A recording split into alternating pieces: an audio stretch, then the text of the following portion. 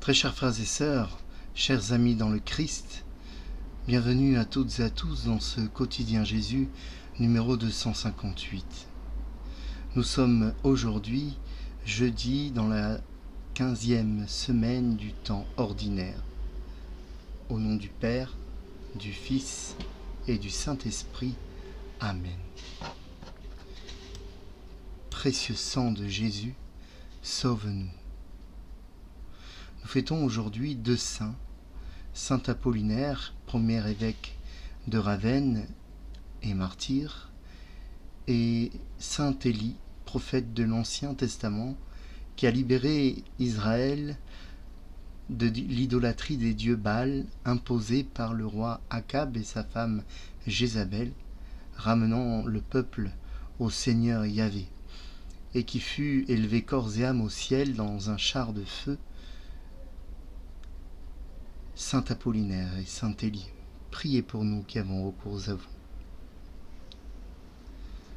Confions cette méditation au Seigneur et prions pour Alba, toute petite enfant qui lutte contre un cancer, et prions pour Laetitia qui sort petit à petit de son coma et qui lutte pour vivre après un accident de la route dont elle était la victime. Comme je prie pour vous chaque jour, aujourd'hui, avec exception, je vous demande de prier pour moi. Je vais subir une petite intervention qui devrait bien se passer, mais on ne sait jamais.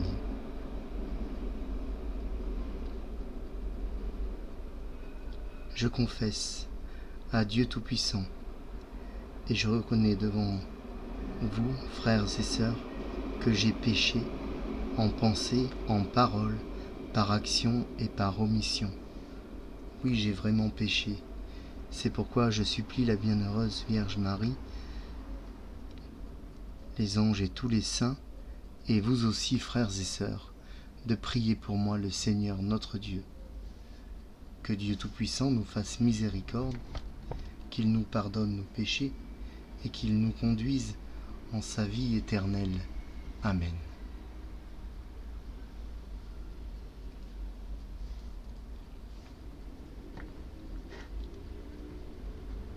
Seigneur, prends pitié.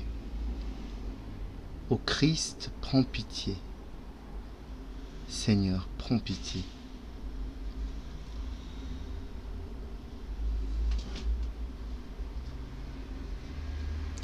Aujourd'hui, donc, exceptionnellement, je n'ai pas fait d'éditorial parce que je souhaite vous lire le passage du livre de l'Exode de la liturgie.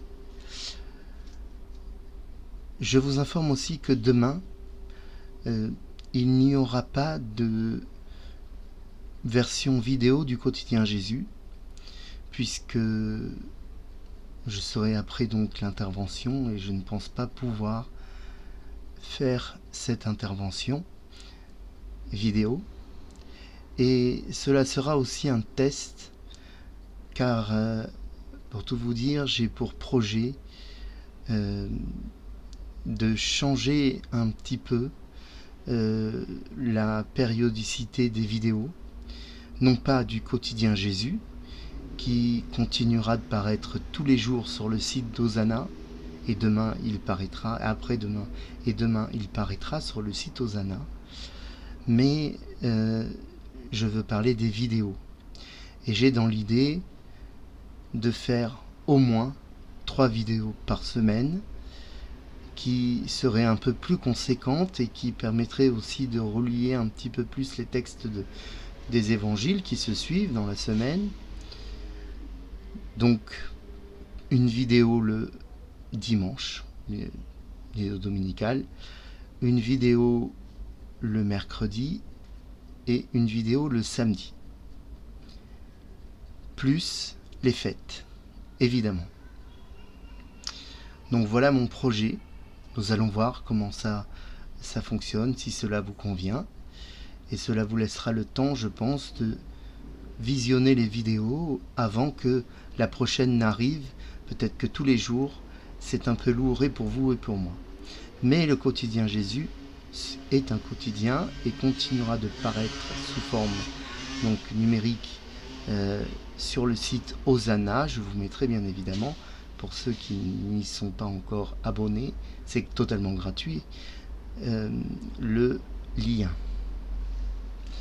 Donc la liturgie du jour nous donne à lire dans le livre de l'Exode au chapitre 3. En ces jours-là, Moïse avait entendu la voix du Seigneur depuis le buisson. Il répondit à Dieu, « J'irai donc trouver les fils d'Israël et je leur dirai, « Le Dieu de vos pères m'a envoyé vers vous. Ils vont me demander quel est son nom. Que leur répondrai-je » Dieu dit à Moïse, « Je suis qui je suis. Tu parleras ainsi aux fils d'Israël. Celui qui m'a envoyé vers vous, c'est « Je suis ». Dieu dit encore à Moïse, « Tu parleras ainsi aux fils d'Israël. Celui qui m'a envoyé vers vous, c'est le Seigneur, le Dieu de vos pères, le Dieu d'Abraham, le Dieu d'Isaac, le Dieu de Jacob. C'est là mon nom pour toujours, c'est pour lui que vous ferez mémoire de moi d'âge en âge. Va, rassemble les ancêtres d'Israël, les anciens d'Israël, tu leur diras, le Seigneur, le Dieu de vos pères, le Dieu d'Abraham, d'Isaac et de Jacob m'est apparu.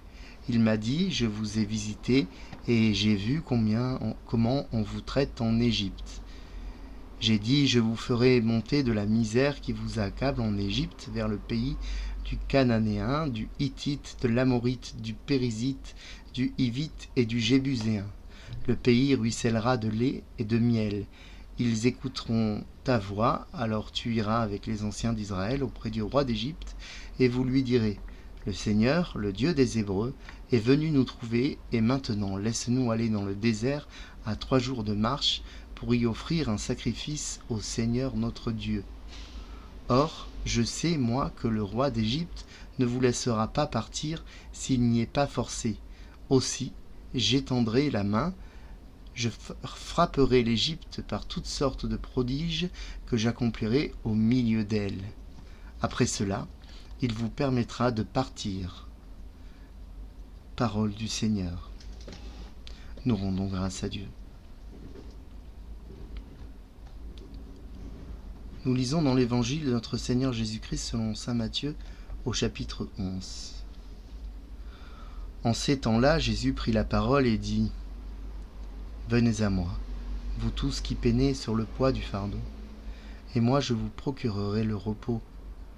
Prenez sur vous mon joug, devenez mes disciples, car je suis doux et humble de cœur, et vous trouverez le repos pour votre âme. Oui, mon joug est facile à porter, et mon fardeau léger. » Nous acclamons ta parole. Louange à toi, Seigneur Jésus.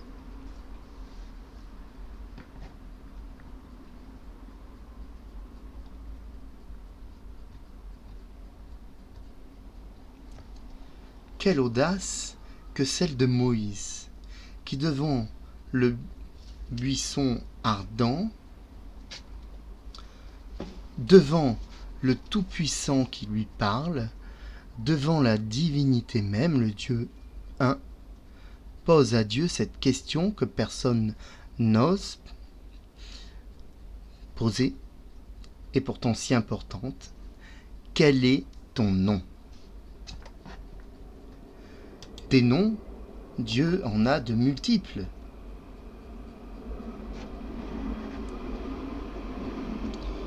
Et de nombreux. Nous les retrouvons dans la Bible. El Shaddai, le Dieu des hauteurs, le Dieu des steppes. Sabaoth, Dieu des armées. Le Très-Haut, le Très-Grand, le Créateur, Elohim, Adonai, le Seigneur, Hachem, le nom, l'Éternel, et encore bon nombre. Mais ce ne sont pas des noms propres. C'est un peu comme si vous disiez l'infirmière, le médecin. Lorsque nous parlons par exemple du Christ, du Messie, de loin, du Sauveur, du Fils de l'homme, du Fils de Dieu, ce ne sont pas non plus des noms propres. En revanche, Jésus est le nom de la deuxième personne de la Trinité, saint nom que nous vénérons. Jésus est un nom propre. Donc Moïse demande à Dieu son nom propre.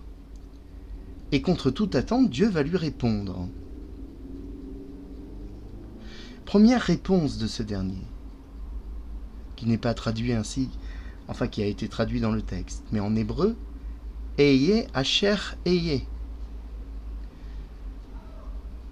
Et ce terme-là, cette phrase, Eye, Asher, Eye, Eye, Eye, entre les deux, Asher, Eye, Asher, Eye, eh bien cette phrase est très difficile à traduire, surtout en français, parce que le français est une langue très complexe. C'est une répétition du verbe être, de l'être, de l'étant. Aussi, nous pouvons entendre « je suis celui qui suis »,« je suis celui qui est »,« je suis qui je suis »,« je suis qui je serai »,« je serai qui je serai », et ceci dans les différentes traductions françaises de la Bible liturgique, de la Bible de Jérusalem, de la Bible œcuménique. Dans la traduction juive du rabbinat, donc traduction officielle du rabbinat, nous retrouvons ceci. Je suis l'être invariant. Si la traduction est difficile, je l'ai dit, et particulièrement en français, c'est parce que le français et nos langues actuelles et l'hébreu sont très différents, notamment par leur grammaire. Pour exemple, l'hébreu n'a pas de présent. Le présent qui est le temps de l'inachevé. Et le présent en hébreu est utilisé au participe. Les étant, au lieu de et. Dieu continue et se fait ensuite appeler Eye, c'est-à-dire je suis, avant de nous laisser le tétragramme YH, WH, évidemment en lettres hébreux, YHWH, que lui-même a prononcé, mais qui demeure pour nous imprononçable, car l'hébreu ne s'écrit que de consonnes. L'hébreu, l'écriture hébraïque, c'est des consonnes, et les voyelles sont rajoutées par les lecteurs. C'est pour ça qu'il est très difficile de lire la Torah et qu'il faut une formation pour lire la Torah.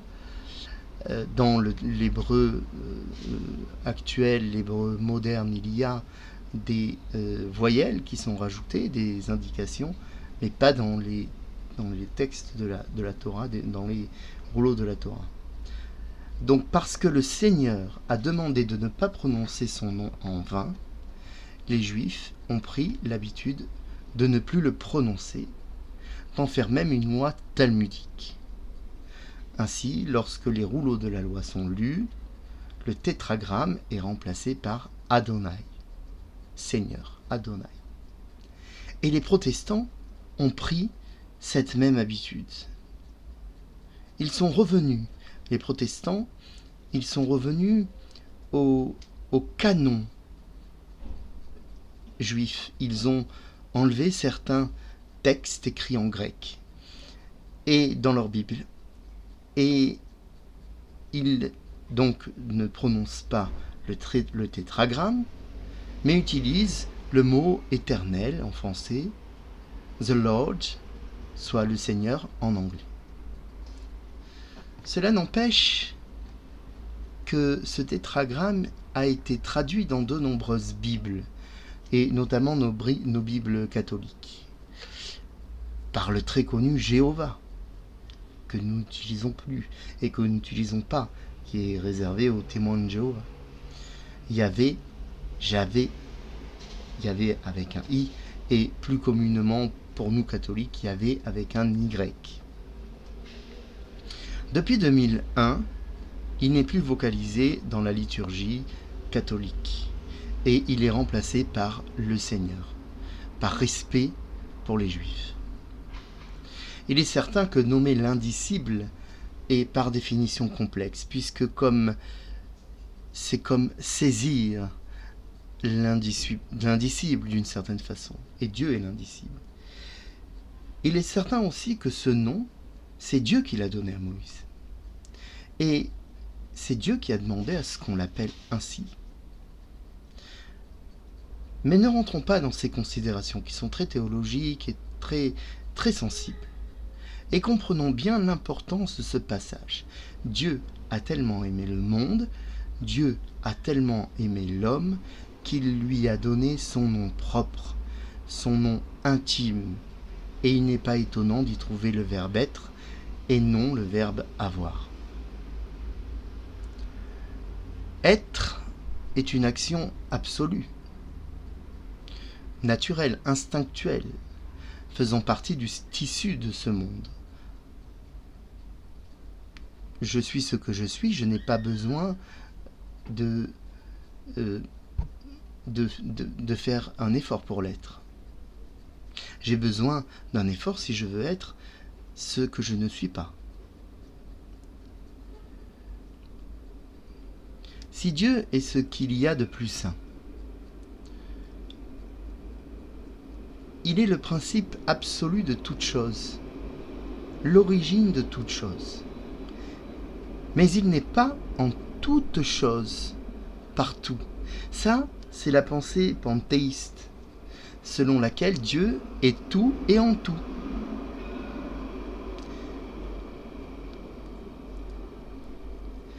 Ce n'est pas notre pensée.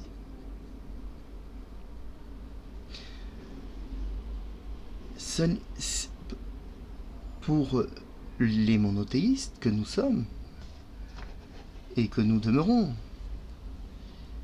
Dieu est un être personnel, le Créateur, mais il n'est pas égal à sa création. Il n'est pas sa création. Il est distinct de sa création. Dieu est le seul Dieu. Il n'est pas en tout, il n'est pas tout, mais toutes choses viennent de lui. Toutes choses viennent de lui, ont été créées par lui, voulues par lui, et sans lui, rien ne serait, comme nous l'affirme le prologue de l'Évangile selon saint Jean. Dans le Deutéronome, Moïse le confirmera dans le fameux schéma Israël. Écoute Israël, en affirmant que Dieu est le seul et l'unique Seigneur, que Dieu est un, et donc l'universalité de Dieu, transcendant, omniscient, omnipotent et omniprésent, se vit aussi et surtout dans sa singularité, c'est-à-dire dans son unité. Il est un. Immense est l'univers. Mais Dieu, sans Dieu, rien ne serait de cet univers. Parce que Jésus est Dieu, qu'il existe depuis bien avant les siècles, depuis avant la création du monde, qu'il est deuxième personne de la Trinité, coéternel au Père et au Saint-Esprit. Jésus tient du Père tout pouvoir et toute grâce. Ce que Dieu a créé, Dieu l'a voulu, hormis le péché. Le péché est la conséquence de la déchéance de Satan et de la liberté laissée à l'homme. Donc Dieu aime sa création, aime ce qu'il a créé comme un père peut aimer son enfant. Parce qu'il l'a créé à son image, Dieu aime particulièrement l'humain. Tant qu'il ne supporte ni sa douleur, ni sa souffrance, et qu'il est le consolateur, le seul consolateur des affligés. Aussi, Jésus a pris chair pour cette raison. Venir libérer du péché et nous libérer du péché. Ce péché qui nous ronge. Peut-on trouver, chers amis, chers frères et sœurs, peut-on trouver parole plus forte que celle-ci? Venez à moi, vous tous qui peinez sous le poids du fardeau, et moi, je vous procurerai le repos. Aucun gourou d'aucune secte n'est capable de faire ça. Écoutez-moi bien. Parce que les gourous et les sectes cherchent, elles, à avoir un bénéfice, une jouissance perverse. Jésus, c'est le contraire du gourou. C'est l'anti-gourou. C'est le contraire de la secte. Venez à moi, vous tous qui peinez sous le poids du fardeau, et moi je vous procurerai le repos. Le Créateur prend soin de ses créatures. Le berger prend soin de ses brebis. C'est là tout le sens de l'incarnation de Jésus. Jésus n'est pas venu nous sonder. Il nous connaissait déjà. Jésus n'est pas venu nous juger, car il n'est que miséricorde. Jésus est venu nous sauver, nous aider, nous aimer, nous soulager. Et pour ce faire, il s'est fait homme, comprenant ainsi la misère du corps et du cœur, allant jusqu'à la pire des souffrances pour nous l'éviter, à nous les pécheurs, et racheter toutes nos fautes. Amen.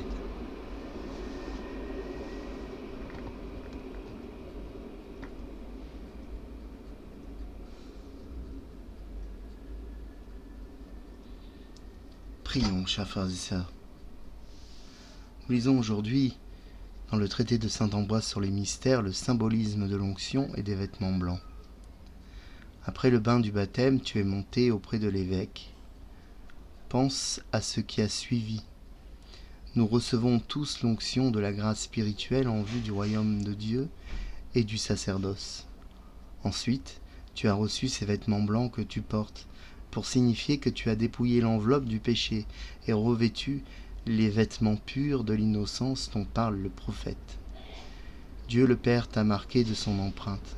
Le Christ Seigneur t'a confirmé. Et il a mis l'Esprit dans ton cœur comme un premier don, ainsi que tu l'as appris par la lecture de l'apôtre.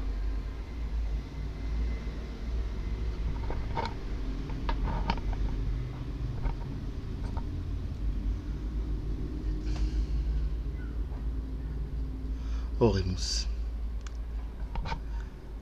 Pour ceux qui t'aiment, Seigneur, tu as préparé des biens que l'œil ne peut voir. Répands en nos cœurs la ferveur de ta charité, afin que, t'aimant en toutes choses et par-dessus tout, nous obtenions de toi l'héritage promis qui surpasse tout désir. Par Jésus le Christ, notre Seigneur et notre Dieu, qui vit avec toi et le Saint-Esprit, maintenant et pour les siècles et les siècles. Amen. Notre Père, qui es aux cieux, que ton nom soit sanctifié, que ton règne vienne, que ta volonté soit faite sur la terre comme au ciel. Donne-nous aujourd'hui notre pain de ce jour, pardonne-nous nos offenses, comme nous pardonnons aussi à ceux qui nous ont offensés, et ne nous laisse pas entrer en tentation, mais délivre-nous du mal, car c'est à toi qu'appartiennent le règne, la puissance et la gloire, pour les siècles des siècles. Amen. Je vous salue Marie, pleine de grâce, le Seigneur est avec vous. Vous êtes bénie entre toutes les femmes, et Jésus, le fruit de vos entrailles, est béni. Sainte Marie, Mère de Dieu, priez pour nous, pauvres pécheurs, maintenant et à l'heure de notre mort. Amen. Gloire au Père, au Fils, au Saint-Esprit, comme il était au commencement, maintenant et toujours, dans les siècles des siècles. Amen. Ô mon Jésus, pardonne-nous nos péchés, préserve-nous du feu de l'enfer, et conduis au ciel toutes les âmes, surtout celles qui ont le plus besoin de ta divine miséricorde. Chers frères et sœurs, je vous rappelle donc que demain, il n'y aura pas de version vidéo du quotidien Jésus et que vous pourrez en revanche retrouver le quotidien Jésus sur le site Hosanna, gratuit. Je vous mettrai le lien dans la description. Je vous rappelle aussi que je profite de cela pour faire un test et ne publier que 3 vidéos au moins au lieu de 7 par semaine. Donc le dimanche, vidéo dominicale, le mercredi et le samedi. Et bien évidemment, les fêtes qui se rajouteront en semaine, eh bien, il y aura une transmission vidéo du quotidien Jésus. En revanche, pour la version écrite, le quotidien Jésus paraîtra tous les jours sur le site Hosanna. Mais dans les vidéos du mercredi et du samedi, je ferai une méditation reprenant les 3 textes d'évangile qui ont précédé, donc pour essayer d'avoir une vue d'ensemble et un peu plus globale sur un texte un peu plus global. Voilà. Demandons au Seigneur qu'il nous bénisse, lui qui est Père, Fils et Saint-Esprit. Amen. Bonne soirée à tous, bonne journée à tous, et je vous dis donc à samedi pour une nouvelle vidéo.